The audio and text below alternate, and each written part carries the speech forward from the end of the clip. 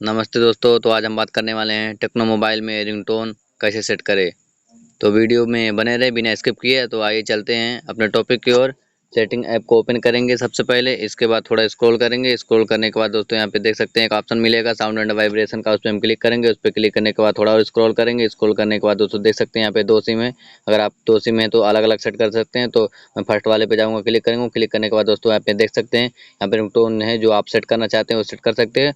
अगर आप फ़ोन से लेना चाहते हैं कोई भी डाउनलोड किए तो यहाँ से नीचे ऑप्शन दिया गया एडिट रिंगटोन का, तो यहाँ से क्लिक करेंगे तो यहाँ से आ सकता है। तो दोस्तों देख सकते हैं कि जो मैंने अभी सिलेक्ट किया है तो मेरा आ चुका है। कोई भी जो है अपने यहाँ से सिलेक्ट कर लेंगे।